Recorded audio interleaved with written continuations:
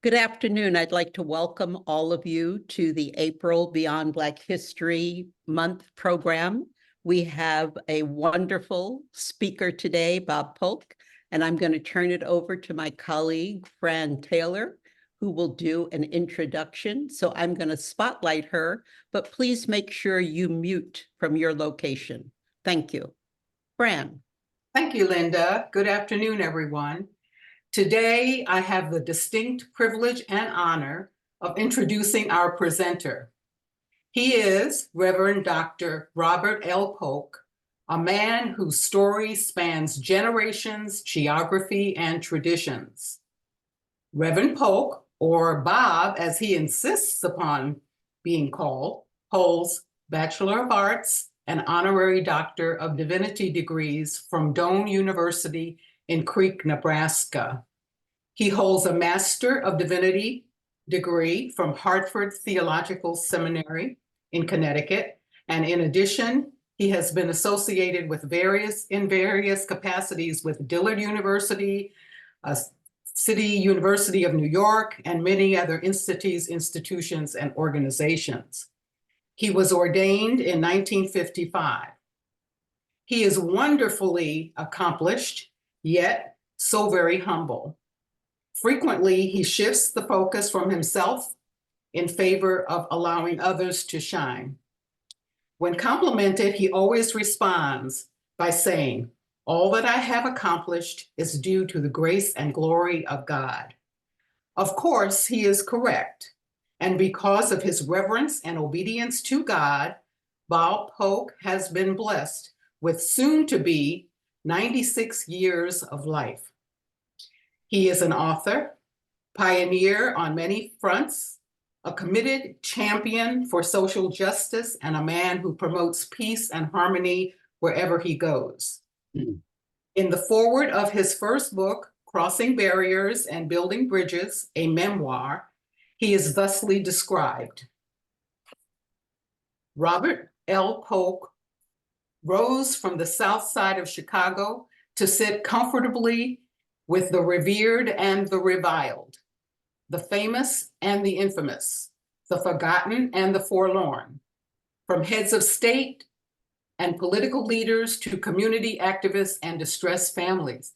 He has always accepted that ingrained responsibility that each of us has to improve the human condition.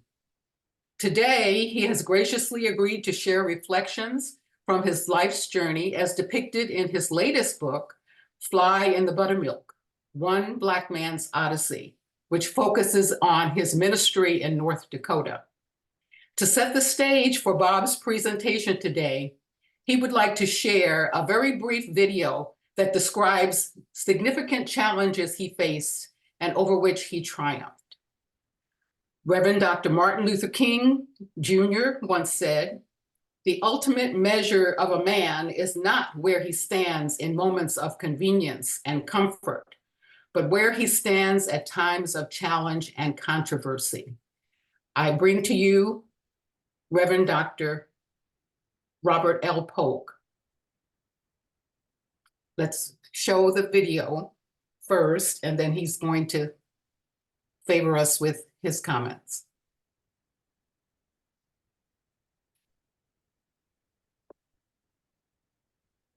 Mother and father came to Chicago during the Great Migration. It was at a time when very few jobs were given to Black people. We were a poor family, dirt poor. Sometimes we went to bed hungry. He was not accepted the first time that he applied at Doane. Bob took that rejection letter in Chicago, started all those contacts that he is so great at building bridges. Our hearts dropped. They denied us admission to Doane College because we were Black. And the dean of students at that time said, you could not come because we couldn't find any white students that wanted to live in a room with Black students. 2 months later, got a welcoming letter with the names and addresses of their new roommates. And that new roommate was Donald Goodrich, my father. Imagine the courage that took to still come to a place that said, you do not belong here, and still come here and graduate as the first Black student at Doane. When I speak about tight little island where we live, where all the blacks lived, it was a place where we could live and move, and have our way of life without being put aside by white people. Yet everything that was important in that town and community was owned by white people. I don't think our country does enough to set up opportunities for questioning your own values. But being able to step back and say, you know what, maybe the way I view the world isn't exactly how the world really is. I really believe the lectureship became to be because Dr. Polk was relentless. America and Dome and surrounding places continue to be fractured, fragmented, and frail. And if we don't create a space where we can have braver conversations, it's not going to make a difference. It allows conversations to start. And I think that any change making in this world starts with conversation. It starts when people come together, and also gives an opportunity to think and self-reflect about where am I in this journey to becoming an inclusive leader. And that's exactly what the Polk lectureship does. There was always some conversation at our table about race relations, change in helping churches in suburbia, downtown Chicago, a change in standards about race. The lectureship is an invitation to think more critically. We don't want a student to go away saying, I was never aware of any racial tension. Here is the microcosm that provides a platform to explore with different ideas, different concepts, with people from different upbringings and experiences and worldviews. And if you're able to do that here and engage with differences in a productive manner, not only are you going to be a better leader, you're also going to be part of keeping the peace in this world. It gives people a different perspective, and it lets people walk in other people's shoes when they've never had that time before. And all of a sudden you're sitting there going, wow, I never had to worry about walking down the street at 9 o'clock and being pulled over by the cops because I was in a good neighborhood and my skin color was a different color than white. And knowing what some people have had to endure makes me much more open, and makes our students more open to maybe they're reacting this way for a reason. That deconstructs some of the stereotypical images that they have about folks who look like me, that they see beyond the melanin, but they see the intellect. And then they begin to, in their mind, formulate their own action plan, recognizing that it is doable, trying to center themselves as future change agents and not to run from the truth. All they needed was the exposure. That I was the first Black student to graduate from Dome. And for students to realize he was first. And so how can I live up to that legacy, knowing that my being admitted here looked totally different from his, but I am here, and how am I going to make the most of it as he did?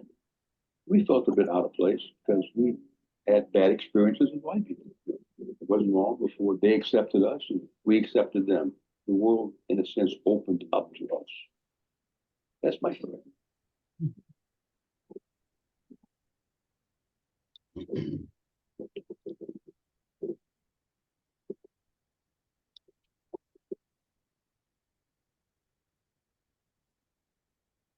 We said in our offering that we would share information from Fly in the Buttermilk, but we also know that we have to sometimes start at the beginning.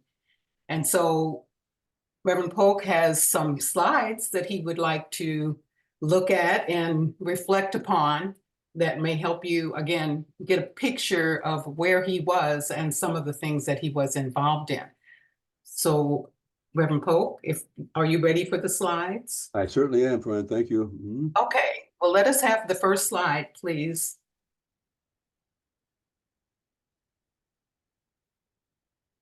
Okay, we're sharing the screen. These were all in the book. Right, and these are all in the book for you to see. Okay, okay. Okay. This is my beloved family, my mother and father, both of whom came to Chicago during the Great Migration in the early part of 1900s. And they raised 6 children. I'm the youngest of 6. I was considered to be the worst child they'd ever raised. The south side of Chicago in a community called West Woodlawn. Basically, Black lower to middle class community in the Black jargon, not in the white jargon for Black, for middle class. And we spent a very healthy time there. I call the book Tight Little Island because we were surrounded by all white communities. And it was often very difficult to move out of that community unless you had a cadre of 2 or 3 guys with you. The girls from me never left. We endured that, and as a result, made that into our own kind of city. And when we go to the beach, we'd always go with 3 or 4 people, so we wouldn't be put upon by some of the white thugs that were out to injure Black people. It was a great community, and we all went to the same elementary school, McCosh Elementary School, which is now called Emmett Till Elementary School, because Emmett Till was born in that same community and raised 3 blocks north of where my family home is. This is my high school picture when I was in the ROTC at Inglewood High School, about 2.5 miles from Woodlawn. And we endured, again, racial problems there because it was originally an all-white school, and it began to change. And as the old sociological statement goes, when you reach the tipping point, that's when things become rather dicey. And so when I was there, all of my siblings went before me. When I was there, it was becoming more Black than white, and we had a lot of difficulty maintaining our stability there. Next. This is my little church in Berthold, North Dakota. I will say more about that a bit later. Little church out of the prairie, very, very rural, very primitive. No running water, no indoor facilities, no paved streets, and no lights on the street. Only about 400 people live there, good souls, I would say. And that's where I held forth the first 2 years out of Hartford Seminary. And all the parishioners were white.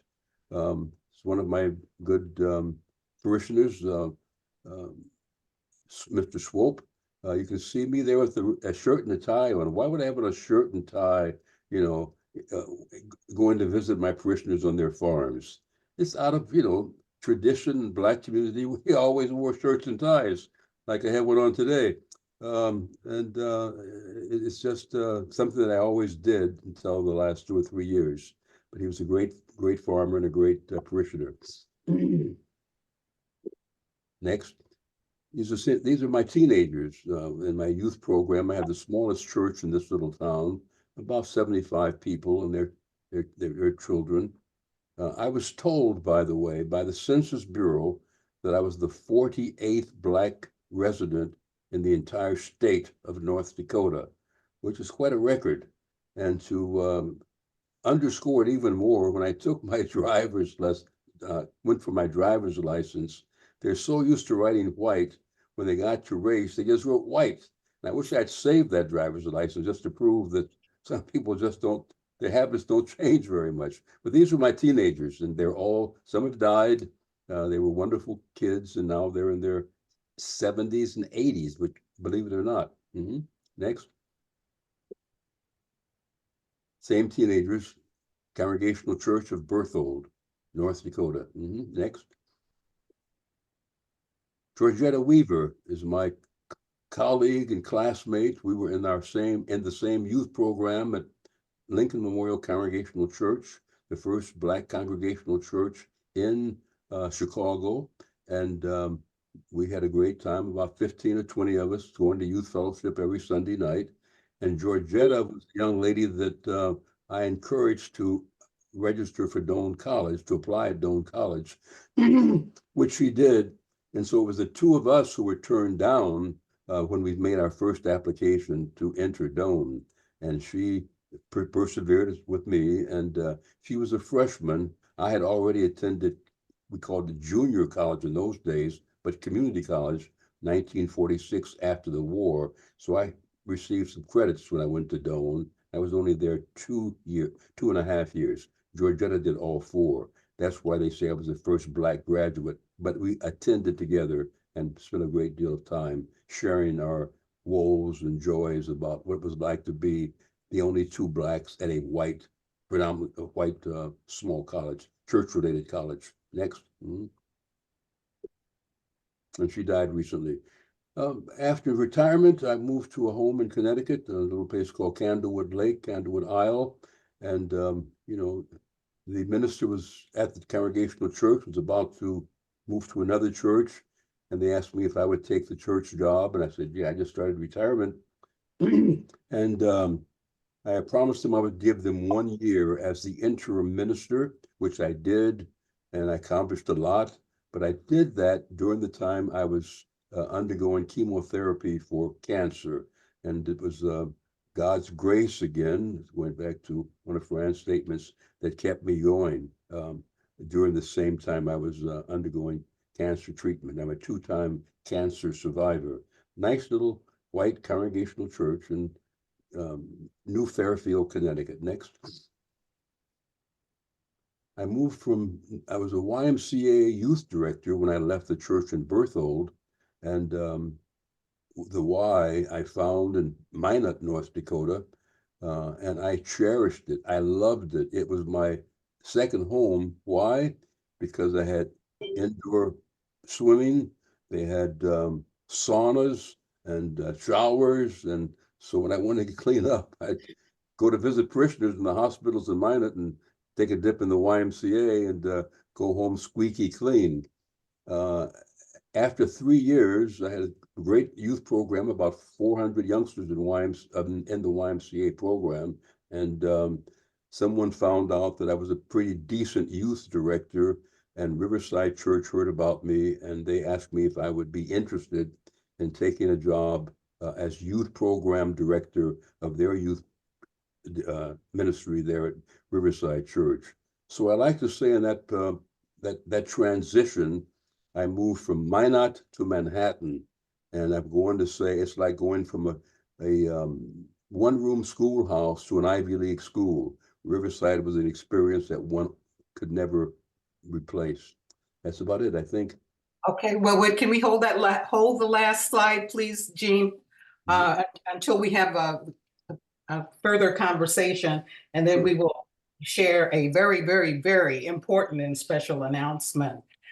Okay, can we just feature Reverend Polk and myself in the viewer, please? Okay, now let's talk a little bit. Though it's a remarkable life you have lived. You've been everywhere, you've done so much, but yet you spent a lot of time with white people. Why do you suppose that was? As they say on TV, that's a very good question, friend. And I ask myself that an awful lot, you know, in prayer and otherwise. But when I graduated seminary, there were very few congregational churches in the North, and they were rather large, and they had some of the most dignified, distinguished clergy one could hope to find in a denomination, an all-white denomination.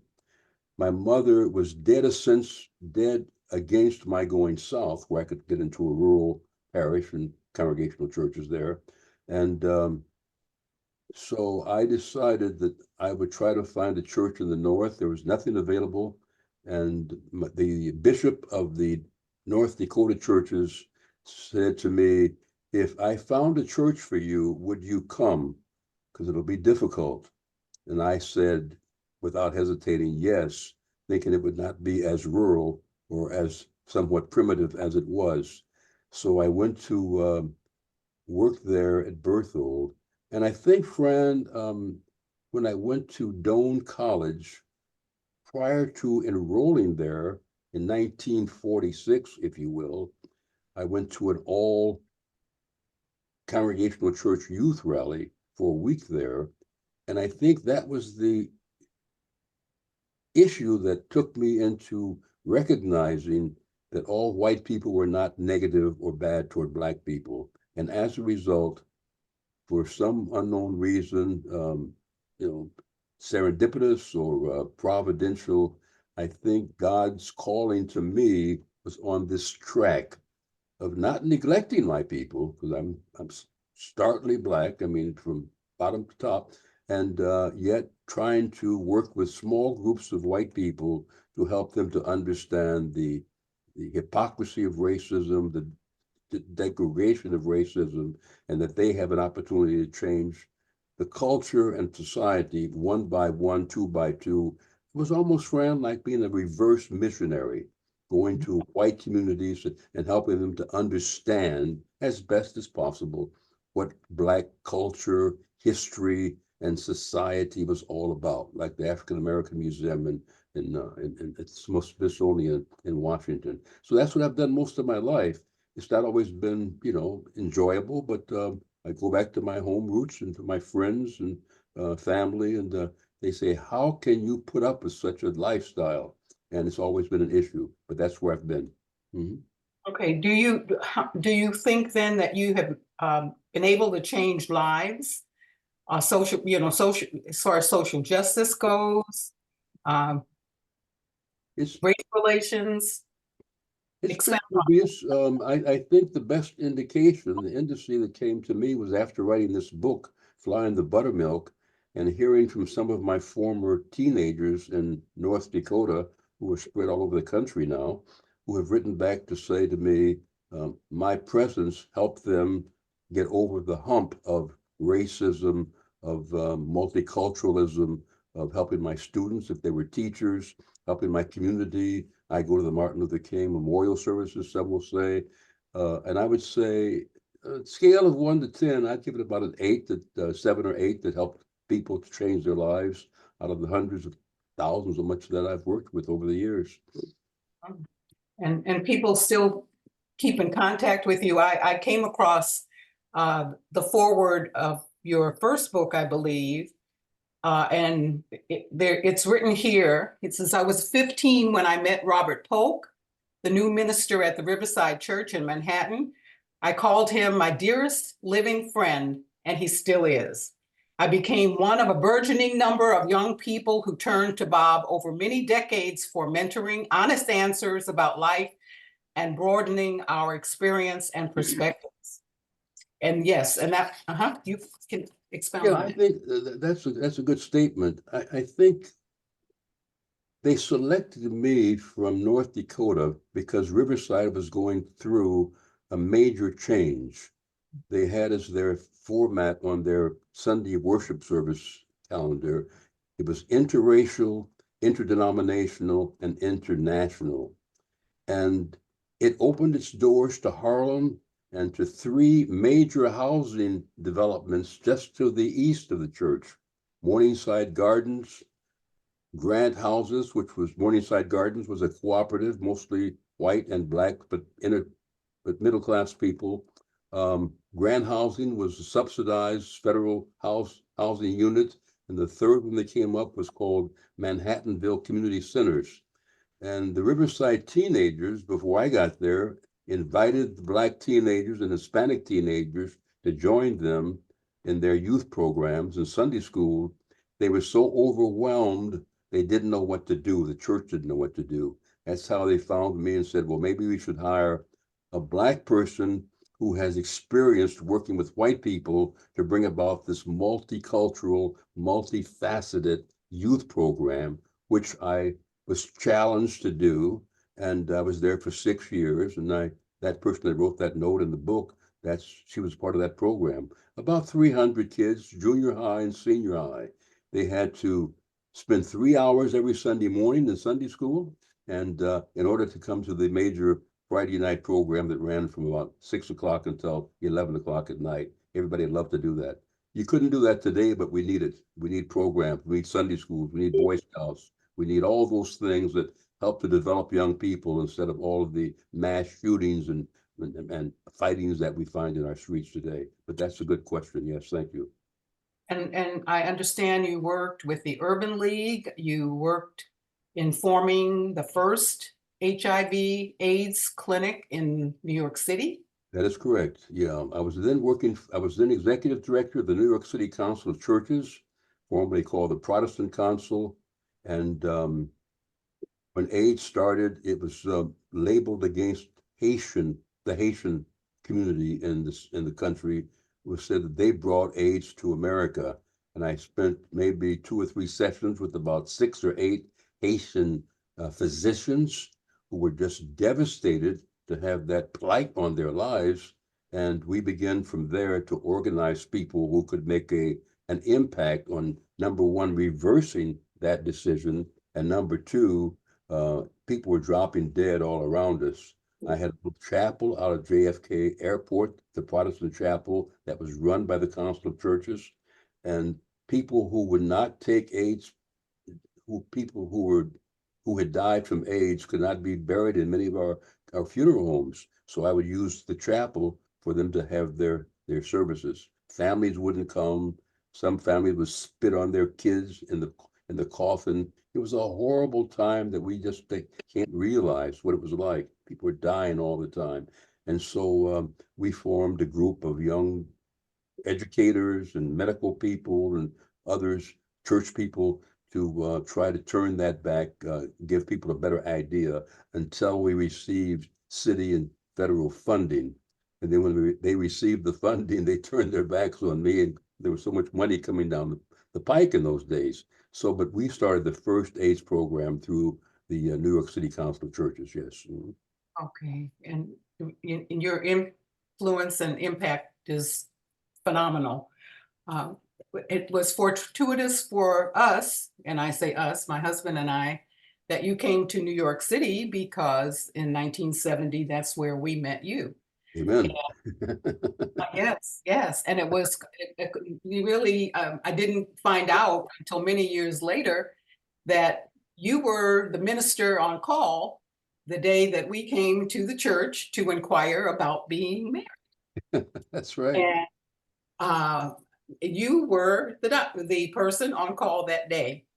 You met us, you counseled us, you married us, and 50 years later, we repeated our vows. That's and correct. So this is truly a heaven sent.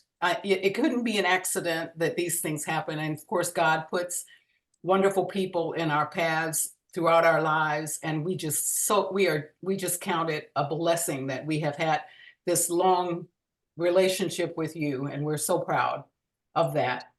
Fran, may I say something? Yes. This is Ray. Mhm. I would just like to say that whenever God sees a problem, whether it's AIDS or putting 2 people together for 50 years, he chooses the person that offers the solution. So I thank God for putting Bob, as he likes to be called, into the challenges of AIDS and also into our lives. God bless you. Thank you so much. You're a great couple, and there were 7 ministers on the staff, and each one of people like to be married at the West Point Chapel or out in the boat, but we had a lot of people coming in who were not members of the church that wanted to be married, and that was my day of on call. And I'd like to say I've married about 300 couples in my career, sometimes 4 on a different given Saturday, and you were 2 of the stars that I've met and have kept in touch with. And it was a great experience and great getting to know you. And I sort of liked you when you left. Well, they're kind of nice people, mentally just out of Harlem Hospital, and young and full of vigor and love and energy. And then we continued corresponding with each other when you were in Indiana. And my executive secretary son was a stonemason who I think built your fireplace in your home in Indiana. What great incidences that we've faced together, and we've continued to maintain that relationship. And I'll just add one thing, nothing about this, but God has given me the privilege of having a sustained relationship with many of the people that I've come in contact with. I have a lot of friends that are like children and grandchildren, and adopted children in my life, and I've been very blessed by that. Now, especially since my whole family has died. So you're part of it. Thank you. Mhm. Now, we also said in our announcement that we wanted to, take a look at race relations and your role, Mhm. race relations over the years, and explain, how you see the future of race in America. And, especially because we see a rise in racism and anti-Semitism. And these are things that are front and center each day when we take a look at our news. Mhm. What's your view? It's rather mixed because back in the 40s, when I was in youth programs and working with interracial congregational churches, we had Race Relations Sunday, and then we had Brotherhood Week that, thanks to Carter Woodson, became Brotherhood Month. And we thought we were making a lot of progress. And, we marched and we sang and we did things together, only to find out that when the civil rights movement came along, how much was buried underneath people's psyches and their real feelings about getting along with people of color. We worked a lot with, say, for example, the Japanese Americans who had been relocated from the West Coast into the inter part of our country. Um, I had the pleasure of working with Native Americans in North Dakota on Fort Berthold. And we had a speaker the other day at one of our monthly convocations here at Cathedral Village, my retirement community, whom I knew. And at the end of the Q&A, and just talking as we were walking out to his car, he said, we're living in a country of hate these days. And I think that sort of sums up some of my feelings. We are dwelling in a grand and hateful time, awful time. And how to break through, we know where much of it has come from, but it's also been, in the psyche of people that they had no opportunity to be honest about their feelings. I'm a firm one who believes in getting together, bringing people together, like the old song from The King and I, Getting to Know You. Howard Thurman preached a great sermon when he left Spelman College on the sound of the genuine in me, wanting to know the genuine in you. David Brooks of the New York Times just wrote a book about 3 or 4 months ago called How to Get to Know a Person. It's all about that exposure. And that's not marching and mass events and all. It's on the one-on-one basis. There was a great missionary back in the 50s, whose name was Frank Laubach, and his theory was one-on-one, getting to know, helping people in Africa, et cetera, to be converted to Christianity one-on-one. It's not that it's that kind of thing that I've been about, but I've also been a part of, mass demonstrations and riot, marching and things of that nature. But if people do not have the moral and the spiritual and the intellectual courage to know the difference in hatred and what it means to come together, we're in bad shape. My baccalaureate sermon at Doan in May will be that it's from John, the fourth gospel, that they all may be one. And that's been my hope in life, and the hope of many religious groups. Many religions feel the same way and state it in different ways. But that's where we are. And if we don't take a hold of that, as King said, we'll either live together as human beings or die together as fools, or what is something like that. I don't know any other way to put it, Fran. Sort of my philosophy about it, Right. without Well, being anecdotal and making it particular things. Yeah. well, again, these are things that we all have to think about. And, we don't want to see our nation go backwards. We have made progress, not as much as we would have liked, but we were headed in the right direction. And so it's important for voices like yours, because you have done more than just talk the talk. You have walked the walk, and you shed a great knowledge and expertise in this particular area. Are there questions in the chat, Linda, that might? Well, so far there was one, whether or not you knew Reverend Polly Murray, who we did have a presentation on earlier. And we're not sure whether that's someone that you have ever encountered in any of your time that you've been doing this work. I have, but I can't put a face on that reverend. But the name is very familiar to me, yes, through my work in New York City, I believe, and among Black clergy, interdenominationally speaking, yes. You know, it's interesting that you said, this is Linda again, something about the culture of hate. Mhm. But in your book, I noticed that while you were in North Dakota, many times Native Americans were really, really treated poorly. But then you went on to say, but guess what? The Norwegians and Swedes couldn't get along. And it seems strange that we can find a way to fight. Yes. How do we make peace? How do we get over that hump about, I don't like somebody, I have to have a reason not to like you? Point.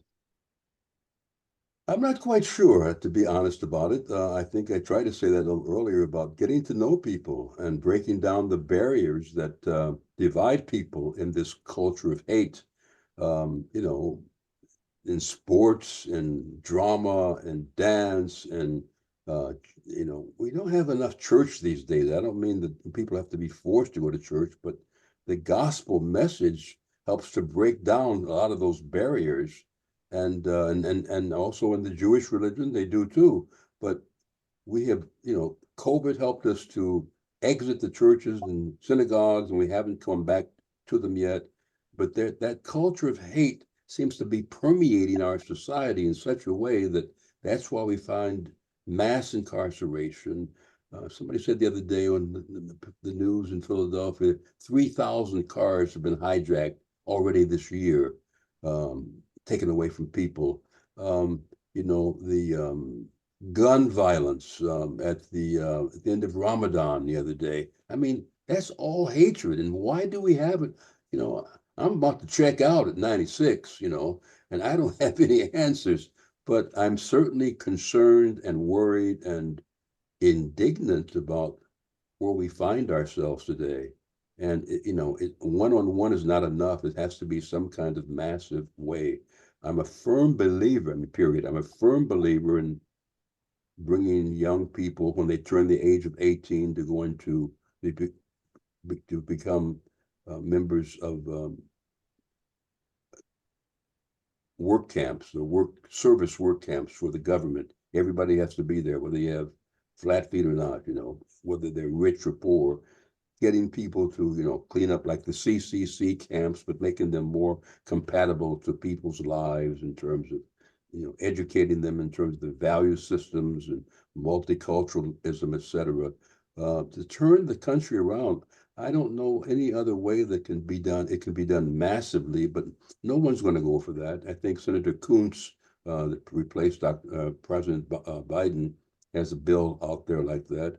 I think we need to get reparations in place for Black people to get our income up. It would be a massive task to do that, but it will certainly point us in the right direction to, I don't want to say collect massive wealth, et cetera, but we're in such bad conditions. The Native Americans got their reparations and it didn't last more than a year, and all of a sudden they were in the same shape they were prior to that. That is those that I knew in Fort Berthold in North Dakota.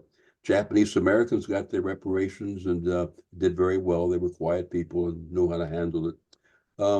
There are a number of ways, and I don't, the last thing I will say is, I do not see and know people who are now great leaders in our country as they were 15, 20 years ago, whether they're in Congress, whether they're in business, whether they are heads of educational institutions like universities and graduate schools.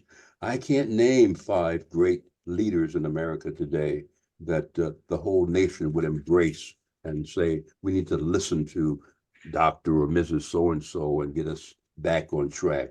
I think that's where we've fallen off the log, Linda. So we have a leadership gap. Yep. there. Mhm. Well, now you're in retirement and you live in Philadelphia in Cathedral Village, and you have not slowed down one bit. You've been at it. They write about you all the time, and your efforts to, again, bring people together, improve the conditions. You've even gone to the point where you have joined or organized a barbershop quartet. Is that right? Correct, yes. Mhm. Okay. You just won't, that's why God is keeping you here. Is that what it is? Continue. He didn't tell me that, or she didn't tell me that. That's it. You just have to keep on going. And he's just, when you got to the place you are now, Cathedral Village, you found a similar situation. A lot of white people, Mhm. but not many African-American persons. And you continued what you started way out in South Dakota, North Dakota. North Dakota, excuse me, in the wrong place. That's in all right. Dakota, and you continued in that vein, race relations, bringing people together and doing the kinds of things that are innovative and creative, and with the same goal in mind, improving the human condition and improving the relations among the races. Can you tell us just briefly about that? I certainly can. One of the best things I did when I got here, after being here for several years, there may have been 4 to 5 Black residents here. The other 3 to 500 would be white, maybe a couple of Asians. That's about it. Jews and white people, Jewish people and white people. And I realized that visiting in those days, we were very sociable. We'd have cocktail parties at other people's apartments and back and forth and visiting. And I saw a lot of Black art in some of the homes, the apartments of my fellow residents. And I realized that they've been all around the world, that collected this material, but they didn't know much about Black people. And so it was here, thank you, Fran, for nudging me in that direction. I thought about starting a Black Arts Festival. And believe it or not, it's now in its 9th or 10th year. And we've just had some wonderful responses. Now, many of those people who were here when I started it are no longer here, they've died. But it's continued to grow and develop, and helping white people to honestly say, we don't know much about Black people. This experience, educational, musical, dance, all that has helped us to get to know Black people better, and hopefully vice versa. And so I think that's another way of, I've done this before at Riverside, getting those teenagers together with the multicultural arts festival. But you have to look at the humanities and the arts and all. Hate to see people working from their homes and not getting involved with each other anymore. That's one of the deadening things of our society, I believe. AI is another one, but people have to get to know each other and not stay in their little corners and their little separate shells. So I did that, Fran, and it's going very well. I've stepped down from it now, and others have picked it up. We now have 10 residents here. We call ourselves the Black Caucus of the Cathedral Village, and we have dinner the first Thursday of every month, and people kind of look down their nose at us as if they want to join us. We say, no, this is our meeting, it's our dinner together. And we all have friends among the white people here, and it's worked very well. But finally, one final pitch on that. There are many, many white retirement communities in America, and very few of them are integrated, period. Mhm. Okay, Linda, would you have any other questions in the chat, or? Well, I don't see any questions in the chat, but I do have kind of a follow-up to what Sure. you're talking about. Well, good. It was interesting hearing about using the arts to start a conversation. Mhm. But I notice a lot of times we never have the conversation. We go and look at the art, Mhm. but we never talk about the art and never do anything after. How did you organize those conversations that actually happen? Because that's how you get to know people. You have to talk to them. Some small group meetings, if we had a speaker, would be the way. We noticed that people would talk to each other on their way out of programs. We didn't try to force people to discuss unless there was a poetry reading or someone who did an imitation of Harriet Tubman. Then they could begin to talk about it among themselves. When they come to listen to jazz or the blues, you have to kind of you know, prompt them to know what these things are all about. We've always had music as a part of that, and they don't understand what blues is. Write it up in the catalog that we give to people. It's like going to church. You know, if you don't have to always like what the preacher says, but you take it home and you deal with it in your own in the best way you can. So I cannot, Linda, say that people's minds were changed because of this, but I think they were open to what they saw. Mhm. Okay, well, you can find out a lot more in his latest book, Fly in the Buttermilk, available on Amazon. And to talk about his early experiences with the youth and the citizens of Berthold. Before we go, another question just came in, if it's okay. Oh, Sure. of course, of course. We're not Okay. going anywhere anyways. We have one more Right. special announcement. The question or comment combination was Doane University includes on its website a number of values that it purports including inclusion. What changes have you seen there or elsewhere in higher education that you might comment about? What role do you think higher education has in this discussion? I think what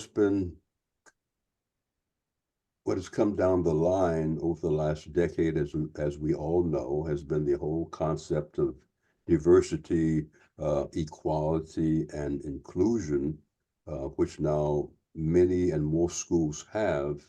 The right wing, I must say, is trying to get rid of that.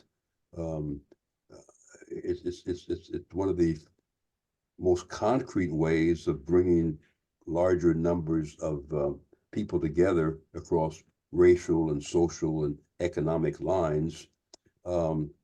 It has to be in our universities and colleges and in our public education curriculum, or else it'll never work. So that when you become a college student, you've been exposed to some of that in your early childhood development and teenage life, etc. So you're not surprised when you get to college that you find Black and Hispanic and Asian and African people there together.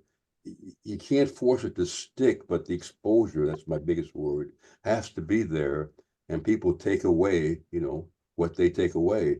And, what we're having now with anti-Semitism and more racism and the Charleston thing and all that's going on. We have to do something we have to keep it going and not let it get sidebarred, even if we have a new administration, which would certainly be difficult if we don't keep the administration that we have under our present circumstances. But, you can take those three things, diversity and equity and inclusion. We have that at Doane College, and many schools have it, part of the government contract and programs. I don't have, I'm not a big leader, so I don't have anything more than that to offer, Linda. Mm-hmm. Okay. Well, that was from someone in our audience. Okay. Mm-hmm. Thank you very much. I don't know if there are any others, but we do have a big announcement to make. While we were in the process of putting together this presentation, just last month, on March 19th, Reverend Polk received a letter, and the letter came from the president of Doane University. And just an excerpt from it. Slide 10. Because of your lasting legacy and continued impact on Doane University, it is my great honor to inform you that the Doane University's newly built amphitheater will be officially named the Robert L. Polk Amphitheater. And this space will raise the voices of Doane students and community members as they deliver speeches and performances to audience. You have inspired generations of individuals and communities nationwide to stand up and speak up, especially for the rights of historically underrepresented and underserved communities. And we hope that generations ahead will make positive changes directly from your amphitheater. Reverend Polk, we are so proud of the fact that you have made time for us today to share your experiences in South Dakota and across the nation and around the world. We can't say thank you enough. Linda, you may have some closing remarks. Well, go ahead. No, I would just say personally, I'm just verklempt at this moment, and so proud. I'm gonna remove your spotlights because I think we're a small enough group that there's probably some questions people may have that they didn't put in the chat. And that way, if you're in the gallery view, you can see everyone, which helps a little bit, especially those of us that have to figure out who has their hand up, because we never know who has a question and who might want to say something. And I see Bob Catino has his hand up. Bob. Hey, Bob. You must be muted, Bob. We're having difficulty hearing you.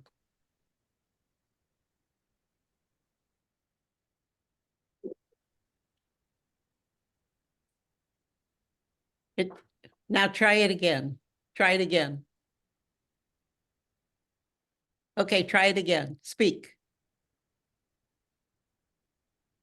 I don't know why his microphone is not working. All right. Ray, did you want to say something? You moved forward. Yes, yes, my microphone is working. I just thought about the reason Bob has been so successful in interacting with people that may normally be hostile, is that Bob has something that all of us could have, but frequently don't.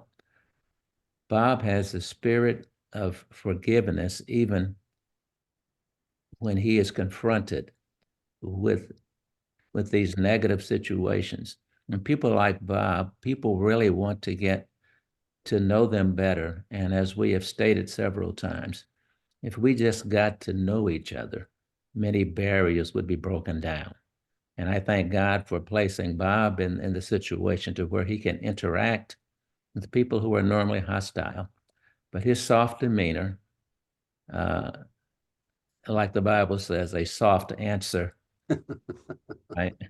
Yeah, right. Soft answer turneth away wrath. And it's kind of hard to be mad at a guy like Bob.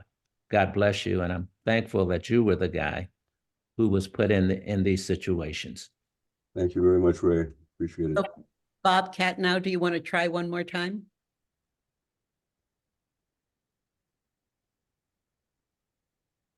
I guess we can't hear you. You could write something in the chat if you wanted to, and I can try to be your voice if that would be helpful. And Bob, I stole your thunder regarding Doan and the amphitheater. We didn't get to hear your reaction. What did you think? I was quite surprised and pleased and humbled and honored to have this new venue at Doan College named after me. It's a blessing to have it, and I hope it will work out well. I've stayed in touch with Doan these 75 years, and sometimes it's been contentious, not always been easy, and having to bring the different presidents on board. But that's the way life is, as Ray just pointed out. I think that my closing statement would be that we each have a responsibility, whether it's large groups of people or in our families, in our places of worship, in where we have our live and move and have our being, as the theologians would say. We have a responsibility of spreading the word and helping people to get to know us, and vice versa, to make this a better world, not just in race, but in so many ways, morally, ethically, etc., compared to what we're faced with right now in our society. Doan is a very small pebble in the educational world in which we find ourselves, and thank God they still have some the humanities and liberal arts education. I think that's going to be that's the answer for us. I'll be saying this again. You can't get a lot of interaction in AI and technology and so forth and so on, but we have to continue to do things like you're doing with your monthly program and your organization. And we just need to get people involved and not just stay home and complain or tune out against the news and all. And that's the only answer that's viable, I think. So Bob, I'm gonna, oh, Jean, do Hey, you have a Jean. question? Go ahead. Hey, Jane, Bob, how are you? I'm well, and you? I'm good, good. I know you've done a lot of work with your youngsters throughout your career in the ministry. How did you find it rewarding? And do you think your students took something away from you that multiplied or replicated itself throughout their lives?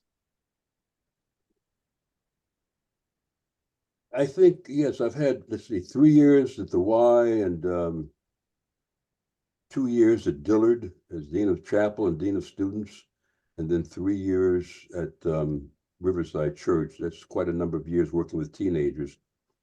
From, emails I've received about this honor at Doan, from some of the responses from the flying the Buttermilk. I would say on a scale of 1 to 10, I would probably get the, B minus or C plus, just like a preacher would get when he preaches to his congregation every Sunday morning. It's not all taken, seriously. But I've been blessed. And I'd like to go back, if you don't mind, to say that having the first part of the conversation when Fran talked about my working with and among white people, one of the glorious things that happened in my life when I was called to be Dean of Chapel at Dillard, I was old enough, more savvy enough to say, Mama's dead, I'm going south to be with and among my people. And that's where I found myself. And I have wonderful young people then, they're now in their 80s, who were students at Dillard and their families. And I really was able to enrich my life from my personal being as a Black person to say it's okay to work both the white and the Black world together. And I mixed them together too as they've come to visit me, et cetera. So I think that people, whether you're even a scout director or a 4-H club, everybody has their following, and they all have something to say that they helped to change my life. It just takes one person to help somebody's life to be changed or turned around. And I've seen this in my life and my career. Don't like to talk about it so much in terms of individuals, but we all have that opportunity and that responsibility to turn people around because they have gone in their own direction, as we understand it. And Bob, All children of God. Pardon? I'm sorry, no, you please go ahead. Just say we're all. I've been reading Howard Thurman the other day, and Harry Emerson Fosdick combined. But whether you're sinners or, as we call them here, or on the wrong track, we are still God's children. And I have a little ditty of a prayer that I say when someone dies. May they have a safe journey into your kingdom, capital Y, God's kingdom, that awaits all of his people. We're all going there, because he made us. And if we turned negative or whatever, that's not his fault. He still loves us and respects us and considers us to be part of his creation, the entire creation that we have messed up as human beings. This man's inhumanity toward man, the environment, excuse my French, how we've screwed that up. We've got to find some way back to become whole with ourselves and to get depend upon our creator, whatever you call him, God, Allah, whatever, and that's where we're off the track, I think, Jean. Mm-hmm. Thank you so much, Bob. I think we should have a round of applause to thank you for what you've done so far in your life. I don't think either. Fran was right. You still have a lot that you can do and will do, and we really trusted that. It's It's my been pleasure. wonderful. My pleasure to be with you, and I'll be keeping up with you from time to time Okay. through Fran and Ray. Yeah. Sounds great. And I just want to remind everybody, we will have another presentation in May. May is going to feature some of the murals that are in the Overtown that is now called the Rosemary District of Ah. some prominent African Americans from the community. And we'll have an artist talking about that. So it should be a lot of fun. I'm going to stop the recording, but I'm not going to stop the chat. That way we can have a good recording. So thank you all again. And thank you, Bob, for a wonderful presentation. My pleasure. Thank you.